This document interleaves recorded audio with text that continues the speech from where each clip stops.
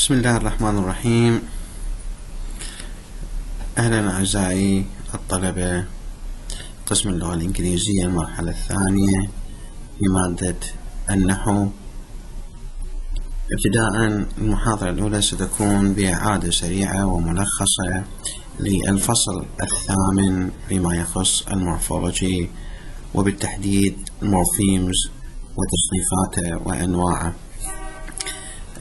عملت بعض الملخصات عن هذا الفصل وأرجو متابعة ذلك في كتبكم.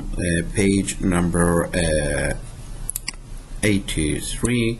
الملخص حيكون بداية بتعريف المورفولوجي. Morphology is the study of internal structure of words. هو العلم الخاص بدراسة البنى الداخلية للكلمات. بعد ذلك سوف نقوم بتعريف المورفيمز وخصائصه وأنواعه وتصنيفاته. So, what do we mean by morpheme here in English? A morpheme is a short segment of language that meets three criteria. We have three criteria which are very important in the definition of morpheme. Number one, a morpheme, it is a word or a part of a word that has meaning. So a morpheme should have a meaning in the dictionary in our language. Number two, it cannot be divided ever, never. We cannot divide the morpheme into smaller meaningful parts without violation of its meaning or without meaningless remainder.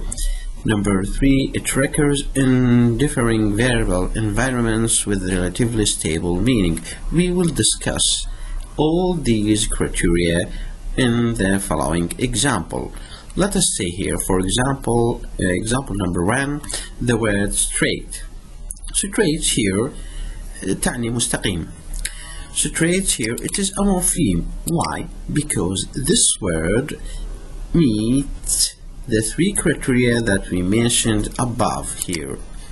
Why? Number one, it is a word that has meaning in the dictionary. Of course, the word straight is an adjective and it has a meaning in the dictionary. وتعني مستقيم أو صريح وإلى آخره. Number two, it cannot be divided without violation of meaning. So we cannot divide the word straight into smaller parts without violating the meaning. For example, here the word straight, we cannot divide them into like this. When two parts, we are violating the meanings here, and the remainders here, المتبقي here, also meaningless here without meaning and will violate the meaning of مستقيم. Number three, here we say that the word straight here can recurs in another environment like straight, straighten, and straight with relatively stable meaning. So this is the definition of morpheme. Let us now, the second part of this lesson, we will classify the morpheme in English. We have two classifications for morphemes. Classification number one. Morphemes can be classified into free and bound. What do you mean by free and bound? A free morpheme is one that can be uttered alone with meaning. A free morpheme is one that can be uttered alone with meaning. For example, eat. If I say eat, you will understand me. It means يأكل. If I say play, you will understand me. And this word eat, and the word plays, it has a meaning in the dictionary. And you can understand me when I say eat. What are you doing? Eating. What I am doing? What are you doing? Playing. You will understand me if I utter the word play alone. What about bound morpheme? Bound morpheme, on the contrary, it is a morpheme that cannot be uttered alone with meaning. Again, a bound morpheme, it is a morpheme that cannot be uttered alone with meaning. It always attached or annexed to one or more morphemes to form a word. For example, the morpheme re. In the word replay here, or pre in the word preview, and dom in the word kingdom. All these morphemes re, pre, dom are called bound morpheme. Why? Because they are attached to another morpheme like play, view, king. So it cannot be uttered alone with meaning. If I utter the word or the morpheme re alone, you cannot understand me. If I utter the morpheme pre alone, you cannot understand me. And also when I say dom, you cannot understand me. So it cannot be uttered alone with meaning unless it is attached to another morpheme. If I attach the bound morpheme re to a free morpheme play, you will understand this and it will be meaningful. Replay, it means إعادة تشغيل. So here, this is the classification number 1, free and bound. Free morpheme that can be uttered alone. A bound morpheme cannot be uttered alone with meaning. Classification number 2, morpheme can be classified into bases and affixes. Bases and affixes. Number 1, bases. What do we mean by bases or base? A base morpheme is the part of a word that has the principal meaning, as in lovable, dislike, writer. All these words, let us say here, lovable here, or dislike here. Where is the base in this word? We can say that the word like, it is the base. The word like, it is the base. Why? Because it has the principal meaning of the word dislike.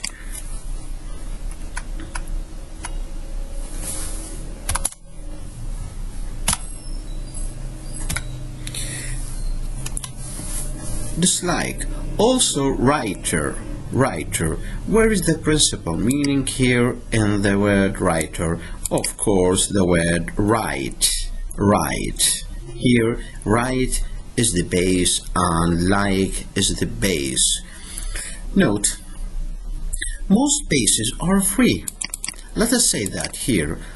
All free morphemes are bases, or all bases are free morphemes. But, of course, we have exceptions. Some are bounds. Some bases are bounds. And free bases can be attached to more than one affixes. The bases here can accept more than one affixes. Let us say this example. Readability. Readability. Read. Of course, where is the base here? Of course, the base is read, because it has the principal meaning, while ability here, or able here, able, and t affixes. Unmistakable. Where is the base here? The base is take. It's a free base. While here, miss, able are all affixes attached to the base, the free bases take. Bound bases. As we said that here, some bases are bound. How is that? Let us see. Bound bases, almost they come from Latin and Greek. so they are not English in origin, like scent and sentiment, essential, concept, descent. And we have another example: photo, bio, miss, you can find them in your book. We have many examples concerning the bound bases. Now we come to another part of our classification. As we said that morphemes can be classified under the second classification into here bases and affixes. We define bases and we come here to affixes. What do you mean by affixes? An affix is a bound morpheme. This is number one. Affixes bound morpheme that occur before, within, or after a base. Again, affixes, number one, it is a bound morpheme that occur or come before, within, or after a base. Affixes are of three kinds. What are they? Number one, prefixes, comes before, infixes, within, suffixes, after. Now we will discuss them one by them. Number one, prefixes. As we said that prefixes and all types of affixes are bound morphemes. So when we define the prefixes here, we say prefixes are bound morphemes occurring before a base, as in import, prefix, replay, dislike, enable, and so on. What are the characteristics of prefixes? These characteristics are very important. Please pay attention here. Number one, prefixes are a small class. I think 75 prefixes in English we have. 75, so they are very small. Number two, their meanings are often of English preposition and adverbials. The meaning of prefixes, when they attach to the bases, they give the meaning of English prepositions or adverbials. Number three, they are commonly single except for the negative an or an before another. What about infixes? Infixes are also bound morphemes inserted within a word. What are the characteristics of infixes? Number one, they are rare in English. Few. They are rare in English. Number two, most of them are replacement.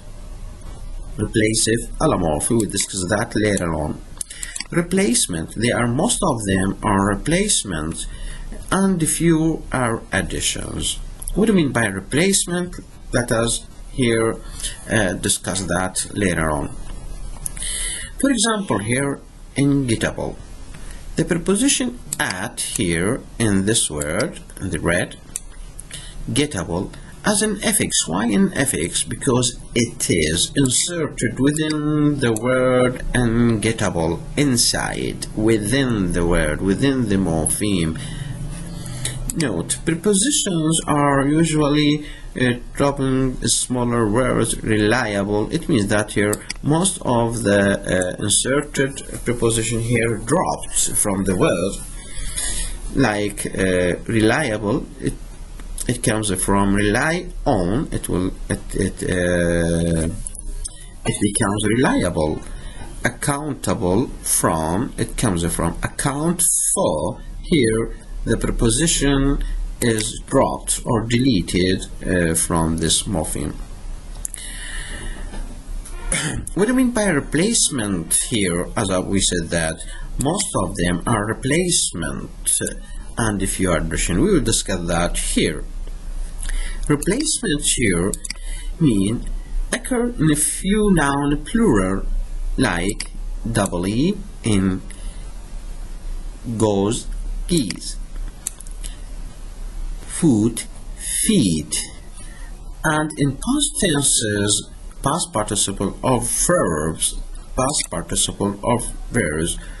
or in choose, chose, chosen, we replace, it means here we replace the double O into double E.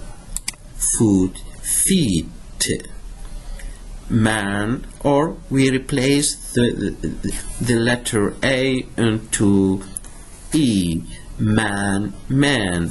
So in brief, the infixes, mostly the irregular can be seen in irregular plural and irregular past participle or simple past of the verb. Number 3, the third types of affixes, the suffixes. Suffixes are about morphemes that occur after here, after a base, as in failure. This is what in red, it is what a suffix, because after the base fail. Noisy, it comes after the base noise. Realize, nails, books, girls, the S here, the ED here, all suffixes because they come after the base, etc. Here we should compare here, unlike prefixes, what is what is the difference between prefixes and suffixes? Here, suffixes may pile up to 3 or 4 and occur only in one order. What do you mean by this? By this we can say that suffixes can be pile-ups, can come together one after one, maybe 2, maybe 3 at the end of the base, not only one. For example, the base here we have teach, we can add teacher, er, suffixes. Number 2, we can add 2 suffixes like er and the s plural, teachers, and so on in the following examples. Thank you very much, dears, for your listening, and I hope that you understand this lesson. It's just a brief summary, a review for the lectures that we have discussed in last month at the college. Now I'll give you here an assignment for the next lecture. We will discuss, of course, the derivational suffixes,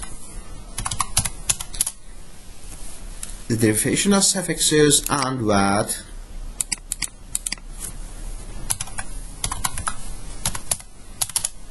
and the inflectional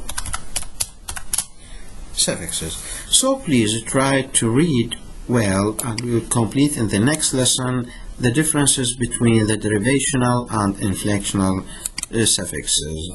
Thank you very much, and I hope you understand this lesson. Any question, any comment, please try to write them in your classroom. Thank you very much. Goodbye. See you.